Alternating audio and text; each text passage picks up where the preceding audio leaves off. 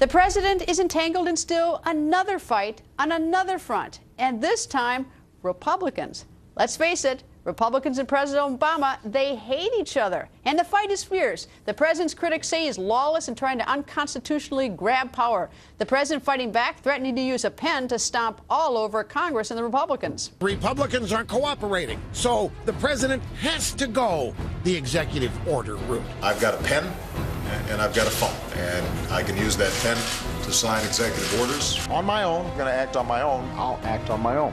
I would remind the president he also has a constitution. That of all of the dismaying aspects of the Obama presidency, perhaps the most dangerous is his consistent pattern of lawlessness. Is the president, when he says that, is he saying that he's going to be going around Congress? The president's made clear that he will work with Congress where Congress is willing to work with him. Republicans, obstructionists because of Fox News and Limbaugh. And this, then, leaves our poor young president with no choice but then to violate the Constitution. Congressman Trey Gowdy joins us. Good evening, sir.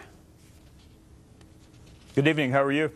I'm very well. Do you agree with Speaker Boehner that the president is essentially overstepping the Constitution? Because Speaker Boehner says that the president also has a Constitution and an oath of office he took when he swore to faithfully execute the laws of this country. Is that your thought about the president, or is the Speaker wrong?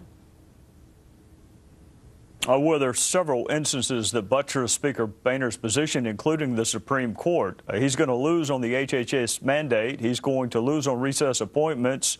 He lost 9-0 in a religious liberty case called Hosanna Tabor. You know, Greta, my perspective is this. He says he has a phone and a pen. I would tell him to be careful using the phone. This day and age, you never know who's going to be listening in on the conversation. But he's had a phone and a pen for 5 years.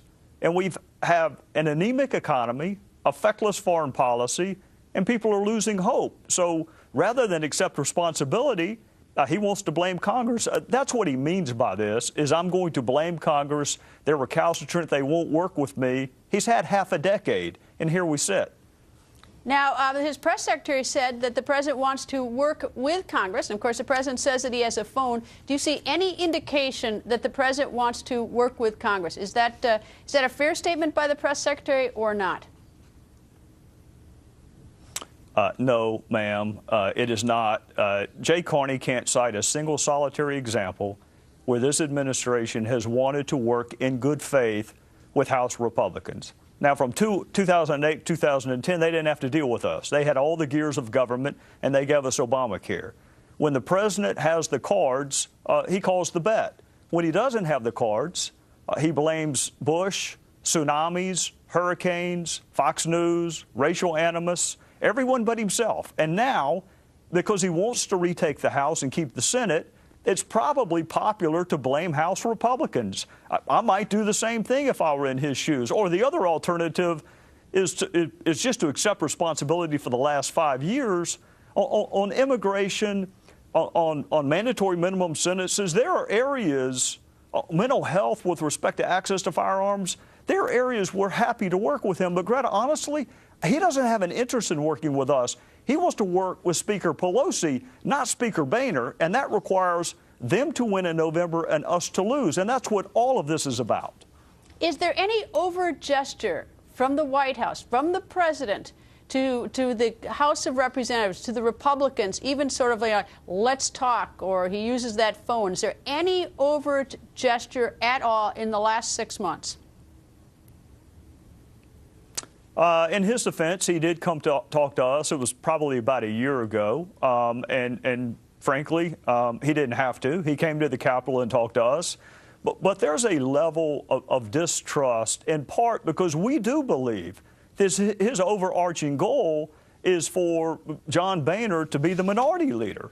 So when you look at it from the standpoint that he wants to keep the Senate and retake the House, I mean, does he really have the country's best interest in mind? He certainly doesn't have the Republican Party's best interest in mind.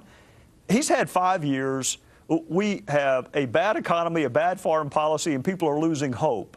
And he's going to lose in November unless he can find a scapegoat. And he's tried natural disasters, and he's tried Fox News, and he's tried everything except himself. And now he's going to try House Republicans. But no, he doesn't Cite me an example of where he has picked up the phone and said, you know what, I want to give a little bit. On this issue, I'm going to give a little bit. When he asked the cards, look at last October. We asked for a delay in Obamacare, which God knows now we needed. Everybody concedes we needed. He wouldn't even discuss that because he didn't have to. Congressman, thank you. Always nice to see you, sir. Yes, ma'am. Have a good weekend. And with the president threatening Congress, will anything ever get done in Washington? And who besides the American people are losing? Joining us, our political panel, ABC News political director Rick Klein, The Hill's Elise Viebeck, and Washington Examiner's chief political correspondent Byron York. Rick, first to you, is there any indication that we're going to have the next 8 or 9 months anything but a food fight? Will anything get done? God, I want to say yes, but there's no indication that suggests that I'm right on this. Look, the president's going to have an opportunity next week. They're calling it a year of action. If that action is unilateral action, I think that's a prescription for more of what we've seen.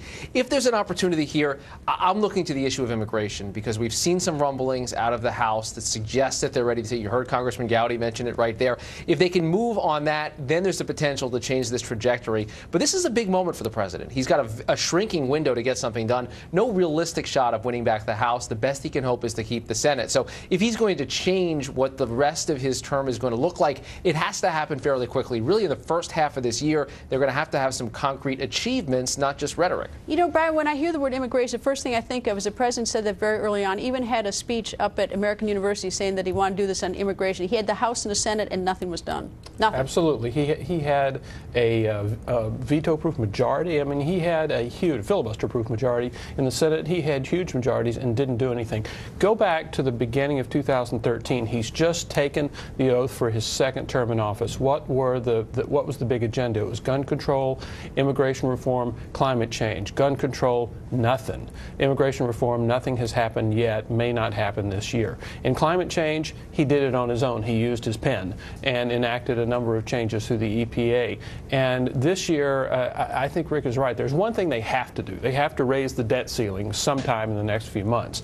And they will do that. They'll fight a lot, and then they'll end up raising the debt ceiling. But after that, I don't see any major legislative accomplishment happening. At least, are the Republicans willing, if the president called them, to at least, meet him halfway? Not necessarily on issues, but at least to sit down and talk to him, or is the war just too ugly? Oh, I think it's very ugly right now. The relationships are terrible between these two groups, but I think it'll be interesting to see what kinds of demands Republicans bring to the debt ceiling fight, because many strategists are advising them not to demand anything, any concessions from the White House, but many people are talking about this provision of Obamacare to reimburse insurance companies if the risk pools are bad. So I think that could lead to even more bad blood and a chance that the debt ceiling could harm the economy even further. All right, panel, stay with us. We're going to have much more with you later. We have much more to talk about. And straight